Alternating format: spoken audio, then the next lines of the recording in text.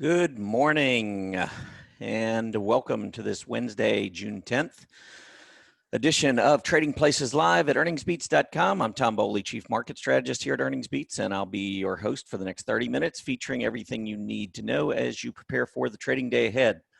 We had a little mixed action yesterday on Wall Street. Going to get into that in just a couple minutes. I plan today to go over a few things. Always start off with the daily market recap, so we'll get into that in just a minute. During talking technically, I want to go through the sectors and show you the relative strength there because we've seen a lot of relative changes in the market here over the last couple of weeks. I think it's temporary. I still think the leadership that we saw back March, April, May is the leadership we probably should count on the most. I'm not saying I actually think all the market's going to go up. I still think the market goes higher. But, you know, this other area of the market that struggled throughout March and April, that's all of a sudden become much stronger of late, there's still issues. And there's still issues on their charts, even though they've broken out. You know, now we've got overbought conditions, got some other things we'll talk about there. But I trust the groups that had been working for weeks and weeks, not necessarily the groups that have been working for 1 or 2 weeks.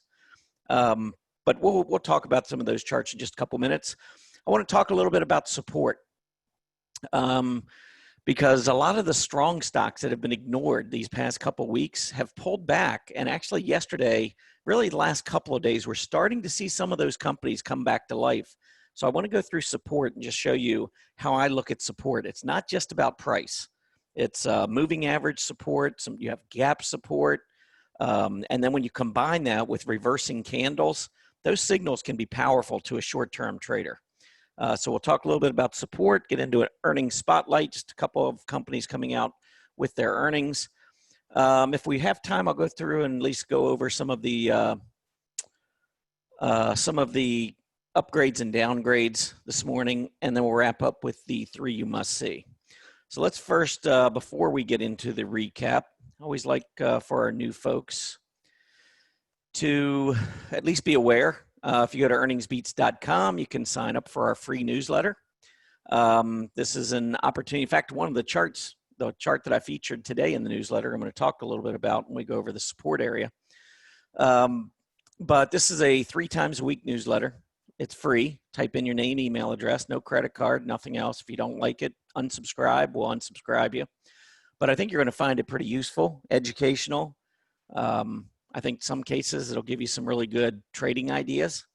But anyhow, go to earningsbeats.com, sign up for that, and we'll make sure starting on Friday that you begin to get a copy of that.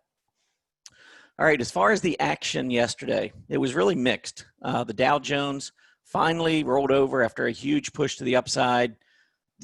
Really doesn't surprise me. I wrote in my daily market report to members yesterday. There are a couple reasons. I mean, we're starting to see some negative divergences on the hourly charts. We're in that period of the calendar month. You know, when you have a run in the market through the 6th of the calendar month, normally the 7th through the 10th is kind of a profit-taking time. So yesterday being the 9th, and by the way, the 9th calendar day of the month, call it coincidence if you want, it's the 2nd worst day of the month on the S&P 500 since 1950. The 9th day of the calendar month trails only the 19th of the calendar month. So anyway, just a little side note there. But the Dow was going up, pulled back a little bit. Hey, looking at the chart, PPO strong. We're overbought. We don't have any overbought indicators here on this chart, but trust me, definitely we're overbought. We've made a huge run to the upside. It's okay to have a little bit of selling. It'd be okay if we have a little bit more, actually. I wouldn't mind seeing a little consolidation. The S&P 500, same deal. Nice move up, pulled back a little bit yesterday, but it was very contained, 0.75%. The Dow was down just a little bit more than 1%. NASDAQ, though, went up. And this was a little bit of the rotation we saw back yesterday into some of the areas that have been leading. We know the NASDAQ's been leading the S&P 500 for weeks and weeks and weeks, months and months, really. And that started again yesterday. Now, whether or not it continues, we'll see. But even when the NASDAQ was taking a back seat, you can see it wasn't bad. I mean, it was moving up. It just wasn't moving up quite as fast as the down S&P, which we're trying to play catch up.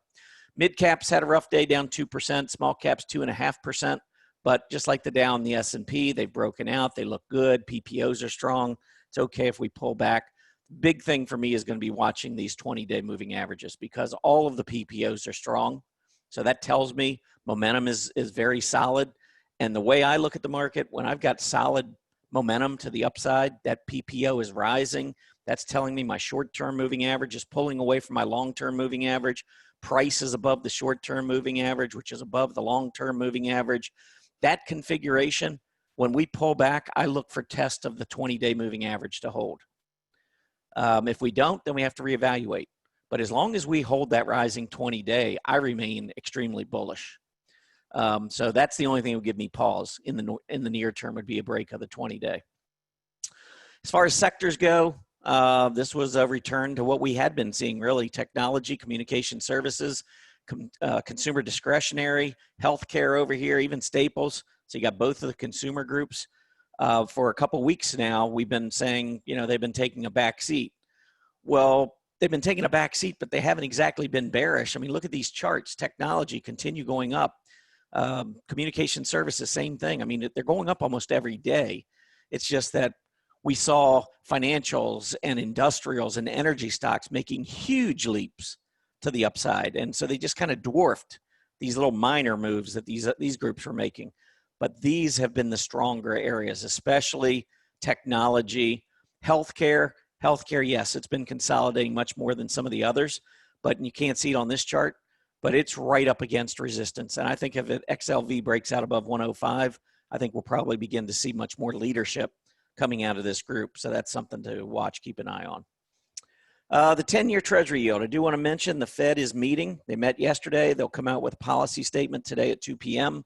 I would be shocked if the Fed says anything that would, I don't know, maybe go against the grain of this rally in the equity markets, because consumer confidence is based on the stock market, or at least a good portion of it.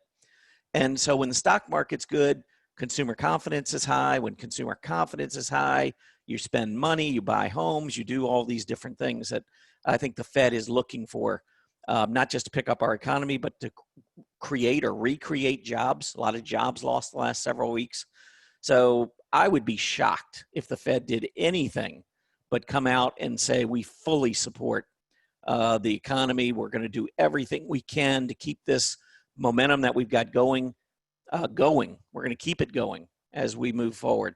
Again, I don't see anything coming that's going to shock the market. I'd be really surprised. 10-year Treasury yield's been pulling back the last few days, but hey, we had a huge move.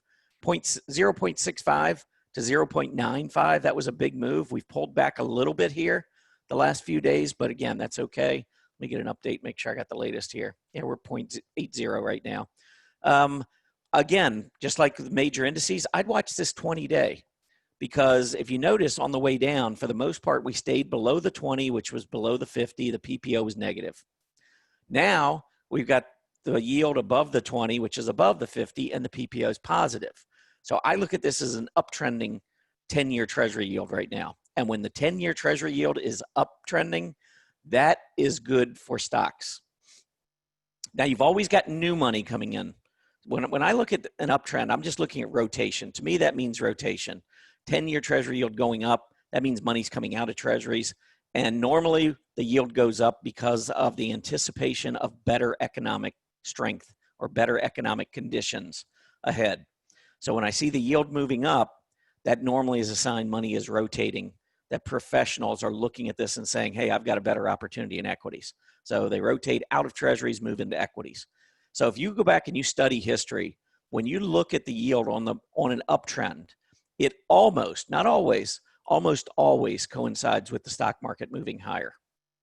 So that is a good sign. Let's see if it holds the 20-day. If it continues to drop, we had this breakout around 0.75, and your 20-day EMA right now is sitting at 0.75. So that's going to be a big level if we get back down there. So watch that. If it falls back through, do I think we're going to have a bear market? No, I do not. But what it would tell me is that you want to be careful with those financials, industrials, and so forth, because I don't know that they necessarily would be out of the woods. I think what's going to happen is if we see that yield break below the 20-day, you're going to see another flood of money rotating out of all those groups that just had a huge 2-week period and back into the ones that were leading prior. I think some of that's going to take place anyway, but it's going to be more difficult for that to take place if the yield is rising, because that tends to be a really good sign for financials, especially when we look at banks, investment services, life insurance, those types of companies. All right. Also this morning, May CPI was out. Nothing there that's going to worry the Fed. May CPI, the headline number was minus 0.1%. Market was expecting a flat reading. Core CPI was minus 0.1%. Market was expecting positive 0.1%. So inflation, very tame, remains low. I think the economy showing no signs at this point. I mean, yes, we had a huge jobs report last Friday, but other than that, we're coming back, but the Fed is not, in my opinion, the Fed's not going to do anything to thwart this rally in equities. All right, let's move on. Talking technically, I want to get into looking at these relative strength charts for the sectors. So take a look at technology versus the S&P 500. Now down here, this is the absolute chart. So you can see technology's broken out above the February high. S&P 500 still has about 5% to go, maybe 6% to get to its all-time high. Technology's already broken out. So that's what you're seeing on this chart. You're seeing relative strength. Now, when you look at some of these areas, I mean, yes, technology on a relative basis, even though it was going higher, on a relative basis, it was underperforming the S&P 500 since the middle of May. And that's when the airlines came to life. That's when cruise lines came to life, gambling stocks, hotels, mortgage finance, all these areas that had been doing horribly. All of a sudden, everybody started pouring in. You had a lot of short covering in those areas. So you had folks that had to buy simply because they were getting crushed back to the upside as these stocks were gapping up crazy every day. I mean, I saw some stocks on our short squeeze chart list that were going up 150, 200% a day. So there was a lot of pressure on shorts to cover, and that added to it. And of course, a lot of these technology names, if you were shorting these names a few months ago, probably a lot of the shorts have covered, or they are really feeling a lot of pain because many of these technology stocks have gone straight up. But anyway, this is the kind of chart on a relative basis that I trust. Does it mean we can't come down further? No, but just about every one of these pullbacks, you can see this was a pretty good, maybe 4 or 5 week relative pullback in April and May of 2019. We actually did see a absolute pullback, but from there, technology became the area you wanted to be in. Now, is it going to turn right back around and go back to new highs? I don't know, but I do believe that with historically low interest rates, or very close to historically low interest rates right now, and tremendous earnings growth in many of these technology names, it makes sense to me that professionals are going to want to own these names. I mean, look at Apple and Amazon and Tesla all breaking out to new highs. These are companies that have been blowing away estimates. These are companies that keep raising their guidance. These are companies that deserve very high PEs in this kind of an environment. So I think technology is going to be fine. Consumer discretionary, relative basis. Again, this is what this top chart is. It's telling us on a relative basis, consumer discretionary looking very solid. Down here is the absolute chart. Look at it making its breakout. So again, you got another group making an all-time high.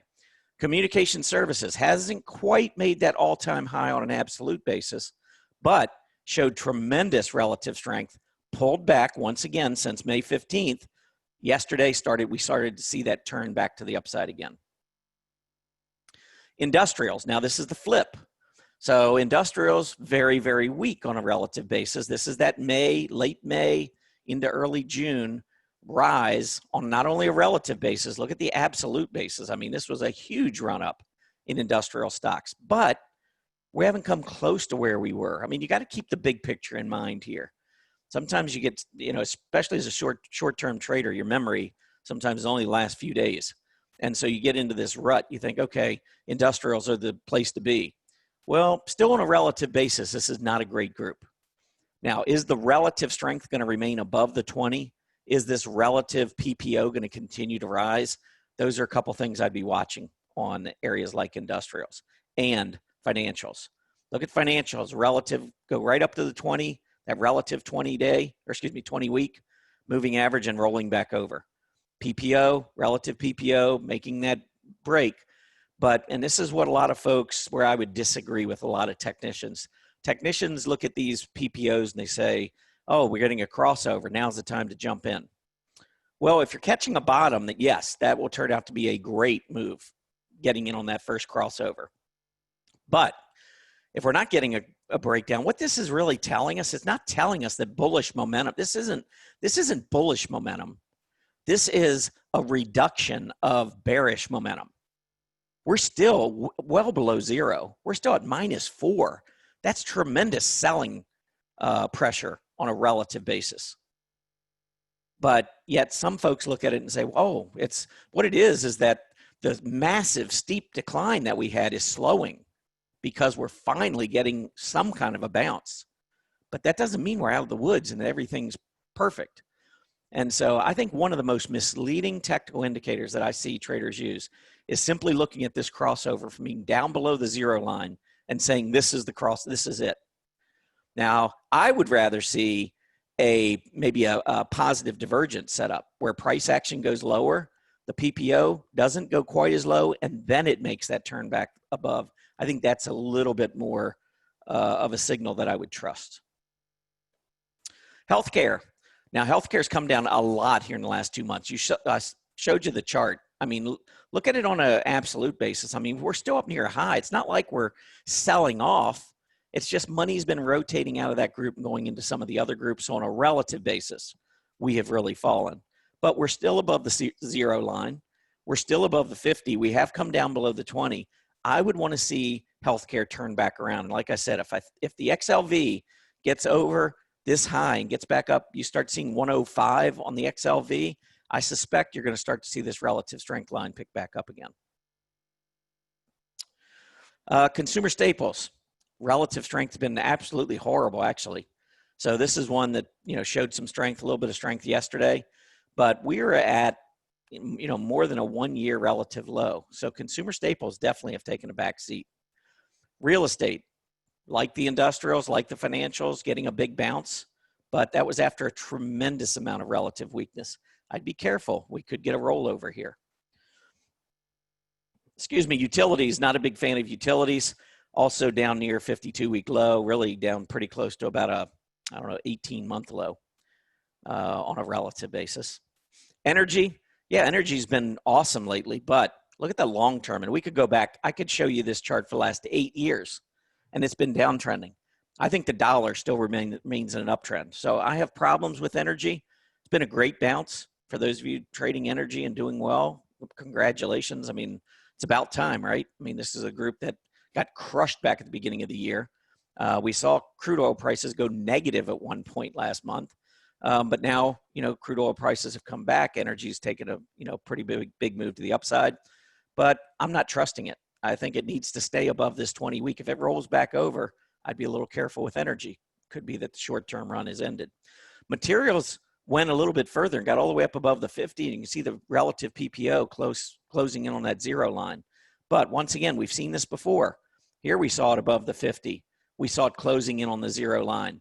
What happened? We rolled back over. So when you spend your time, the PPO, in this negative territory, that's telling you, in this case, since it's a relative chart, that on a relative basis, momentum is weak. Yes, it's strengthening, but it's still weak. So be careful.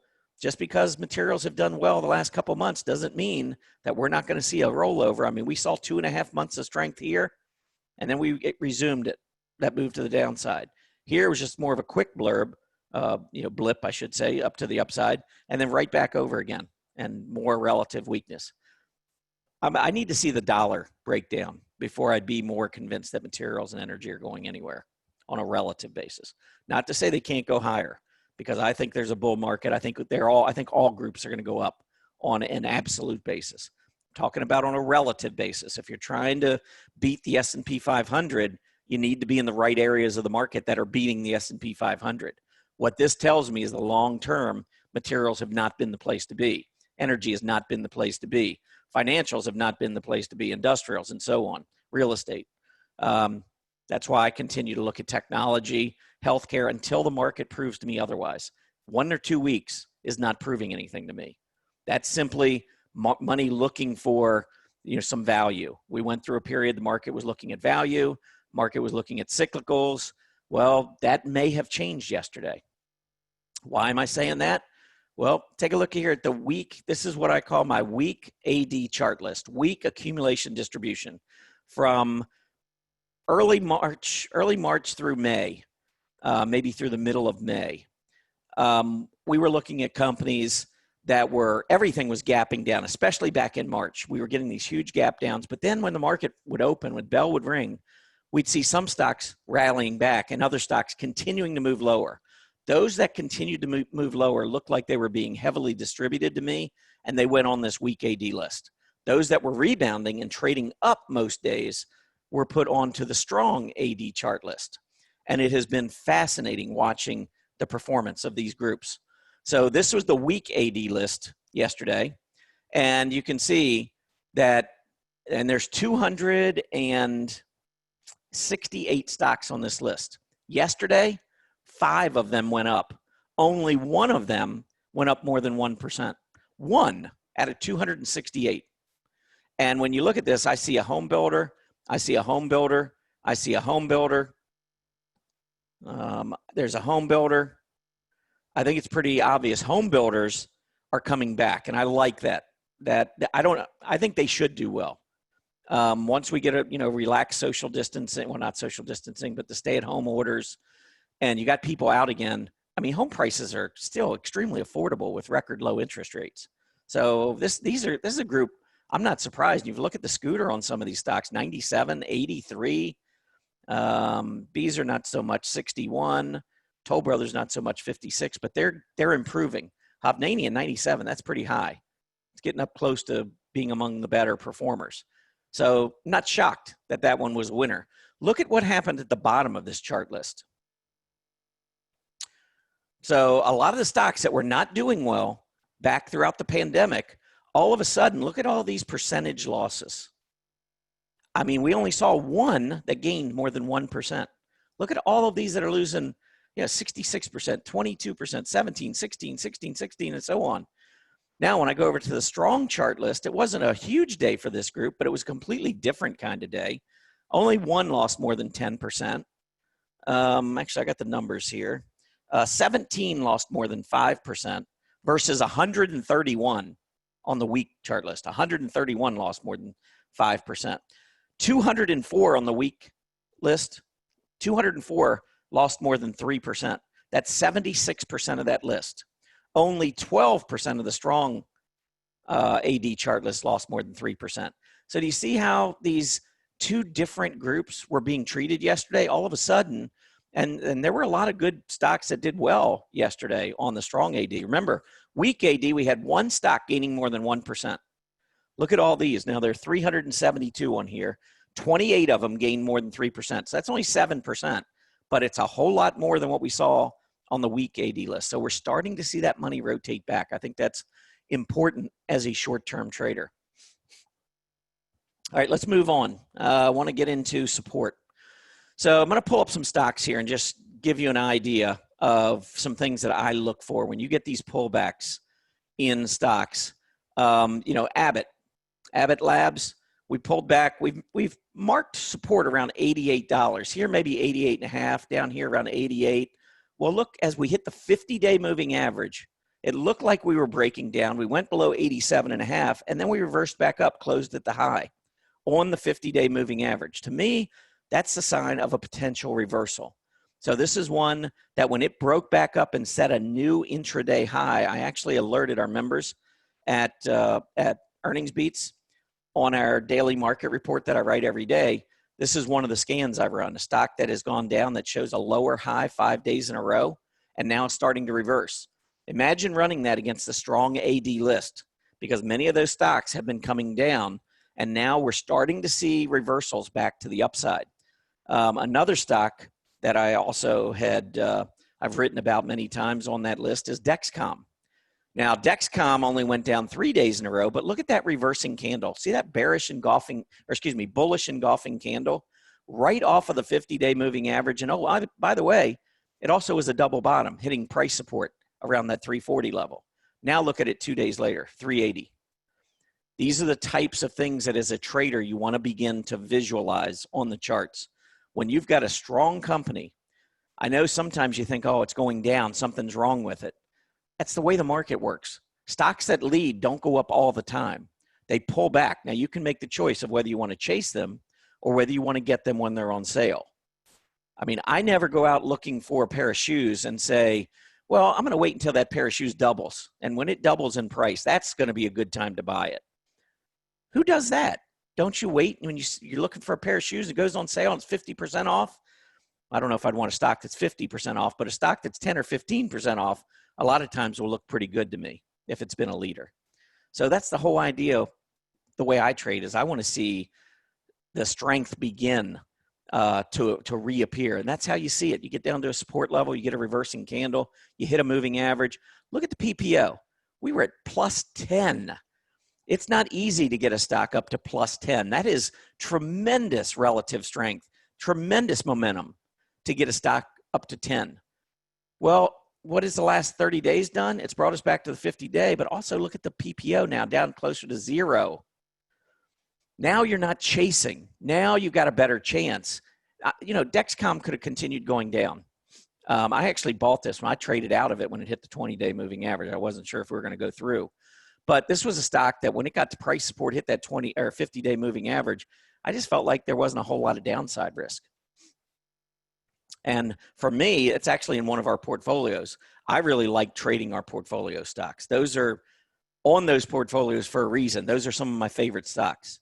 So when I get some of my favorite stocks on the portfolios pulling back to key support levels, those are ones that I tend to trade most often. All right, let's do a couple more here. How about Netflix? Netflix, look at that reversing candle. That's a piercing candle. We gap below the 50-day. You might say, well, if it's below the 50 days, bad news. Well, we had price support down here just below 400. We had a breakout at 390. I mean, I really think 390 to 400 is the best support area on Netflix. Well, we got down here just below 400, went down recently, held the 50-day moving average, and now look at the day we had yesterday in Netflix. I wouldn't be surprised to see Netflix go right back up and break out again. Netflix looks pretty good to me. How about, I want to show you a stock that had in today's Earnings Beats Digest, our free newsletter. And I'm going to annotate this for you so you can see what I annotated.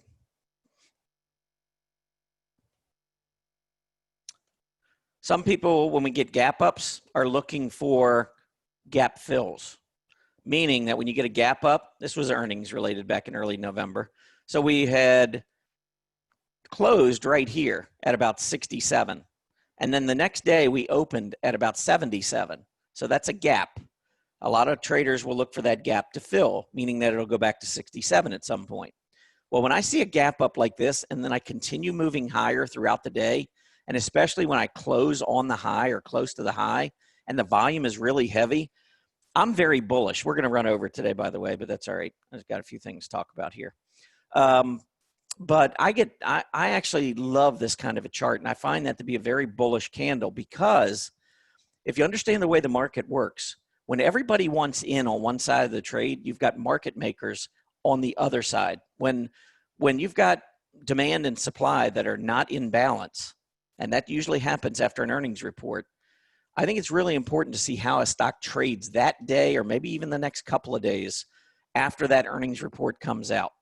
When I see a move up and really no concerted effort to go back down to fill the gap, that tells me something because, again, everybody when they buy, market makers are on the other side shorting.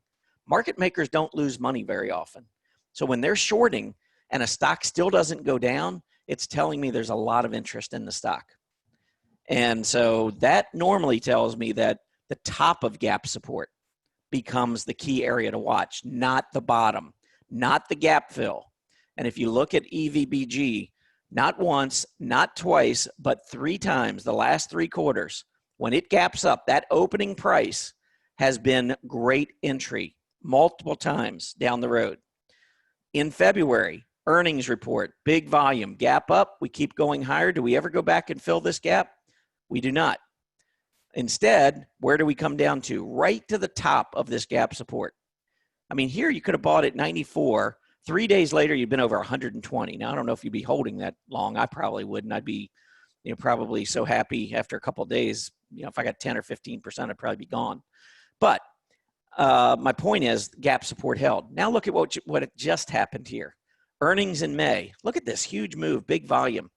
This is where all the buyers were coming in. Again, you got market makers shorting at the open. Everybody's buying. Market makers are short. They had no choice but to cover and add to the strength to the upside. That tells me you got a lot of buyers that are interested at 124. So why is that important? Well, when you get back down to 124, technical traders have a pretty good memory. They can look back at the chart, and they know this is where the buying started with new news.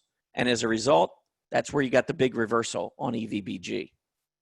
So anyway, that's the kind of chart that I like to show in, just one type of chart that I like to show in the Earnings Beats Digest. So go to earningsbeats.com, check that out. Make sure you sign up if you're not already a subscriber.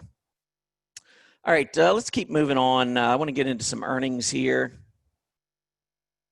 So let's take a look at Chewy. Chewy came out. They actually missed. No. Actually, they beat. Or did they beat? Nope, I didn't understand the way I wrote this. Okay, it looks like they missed 12-cent loss versus 11-cent loss. So they missed by much. But on a relative basis, this has been a pretty good performer. Nearly breaking out versus their specialty retail peers, and also nearly breaking out versus the S&P 500. It does look like it's probably going to open down. Let me get an update and see what we actually did. Well, we opened down a little bit. Right now, the stock's up 3 cents. So Chewy's continues to be accumulated despite a slight earnings miss. The next one is FIVE, and we'll get real-time quotes here. Now, Five Below actually gapped up 12%, or at least in pre-market, it was looking to open up 12%. Right now, it's up 12.86%. They had a big loss, much bigger than expected. But the market has said, hey, you know what? We thought they were going out of business. We discounted this thing like crazy. And now state economies are opening back up. And all of a sudden, some of these retailers have a little bit brighter future than they did 2 months ago or 3 months ago. And so, yes, the news in the rear view mirror was horrible because nobody could go out of their house. Of course, some of these specialty retailers got hit really hard, Five being one of them. But now all of a sudden you're seeing relative breakout versus the S&P versus its peers, and the group's been doing pretty well. So I look at this chart a little bit more bullishly now, although it's not going to be in my strong earnings chart list because it didn't beat its earnings estimates. But still, technically, I think it looks a little bit better here. Now, I wouldn't chase it up 12%, but pull back 20-day moving average might be something to consider. One other one I'll talk about is AMC, and this is in that entertainment area, theaters, and so forth. This is kind of like cruise lines, airlines. All of a sudden, the market's thinking, hey, maybe the virus isn't that big a deal. That's what these companies trading up are telling me. If the market believed that the coronavirus was going to be something that we needed to worry about, was going to completely alter things going forward for an extended period of time, cruise lines and airlines would not have bounced nearly as much as they did. Actually, it's going to be interesting to watch those two areas to see if they can continue, because some of their charts don't look very good in my opinion. But anyway, we'll cross that bridge, see what happens today in those groups. I'm a little skeptical just because we're starting to see some black candles, meaning that when it gaps up, then the market sells off. And so starting to look a little bit more like distribution to me in some of those areas, but we'll see. We got the rising 20-day moving average in a lot of cases, including AMC, that, even if it pulls back, let's watch that 20-day. As long as we continue to trade above the 20, we've got an uptrend in place. All right, I don't have time really to go through charts on upgrades and downgrades, but I'll tell you CTSH, eBay, Etsy, those were upgraded among the upgrades. Chevron, CVX, JetBlue, and United Airlines, 2 airlines there, downgraded today. So maybe the market makers, that's the whole thing. You know, these firms that are giving upgrades and downgrades are same firms that have market making units. So it's a massive conflict of interest. I have no idea. It's just the way we've always done it. You need to be aware of it, but I don't think it's ever going to change. Or maybe never is not really a good word, but I don't know when it's going to change. But that is absolutely the biggest conflict of interest to me in the stock market. When you've got a company that on the one hand is telling its clients to buy and sell, and on the other hand has a market making unit that's taking the other side of the trade.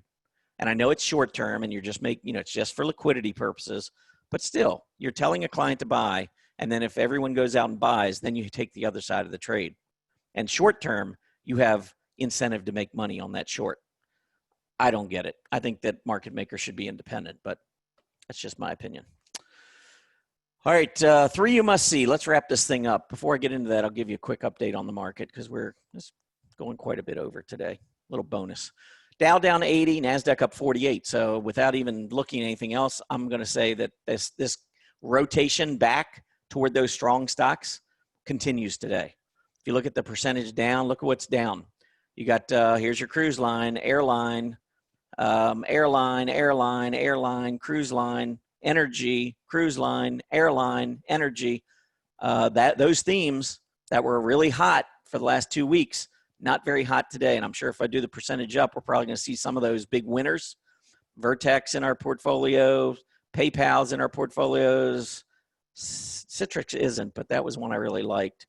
NVIDIA's in our portfolios, Amazon's in our portfolios.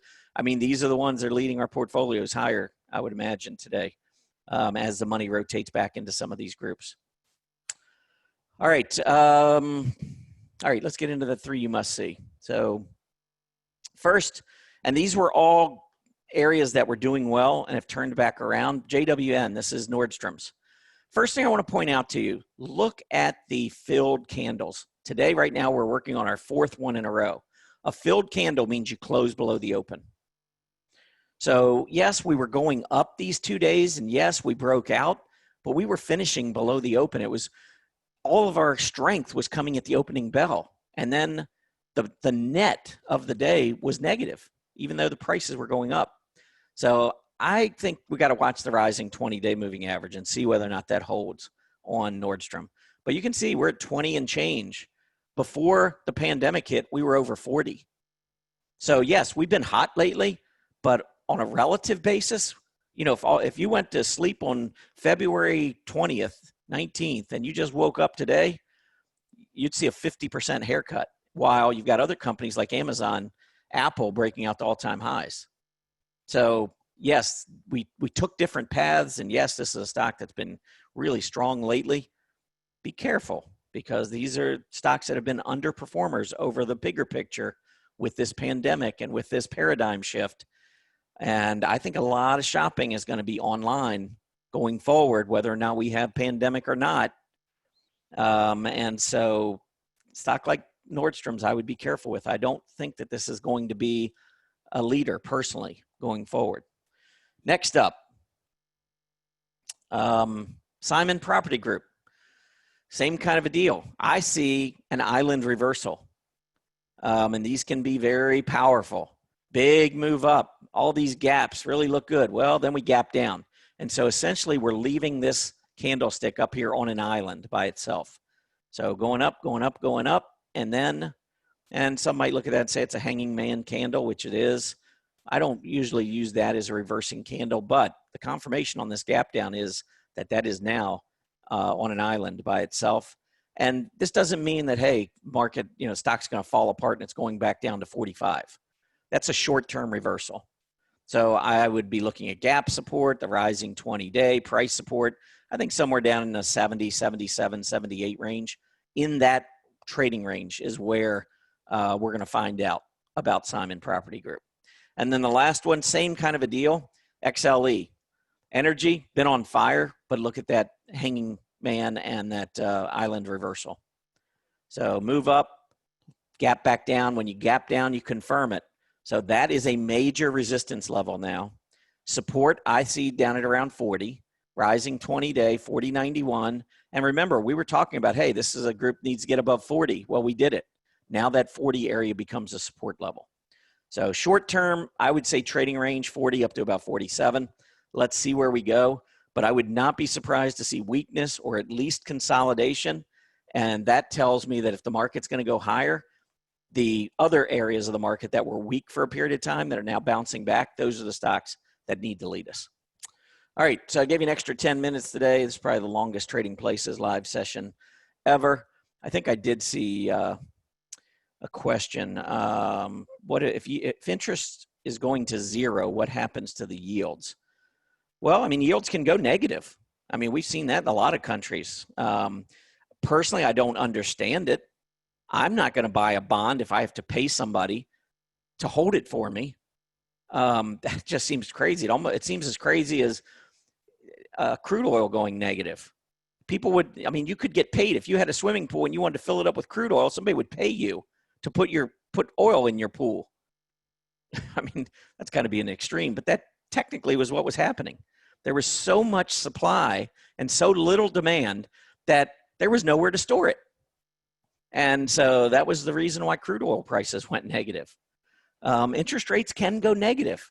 If people are so scared that they're willing to pay somebody money so that they don't lose their principal, hey, it can go negative.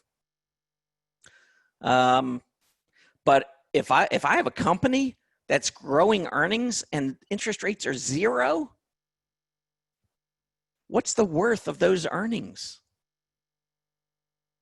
Earnings growth is powerful in a low interest rate environment. I mean, if Apple can, look at what Apple's doing and Amazon, these companies are absolutely exploding right now. And everyone's like, oh, they're too expensive. They're too expensive. Well, I can tell you what, if interest rates stay low and they can keep growing as our economy expands again, they're going to be a lot higher than they are right now. I've said before, 10 years from now, quote me, if I'm wrong, I'm wrong. 10 years from now, S&P 500 triples from where we are right now. I'm on record. I said before this pandemic, the S&P would be 4,000 this year.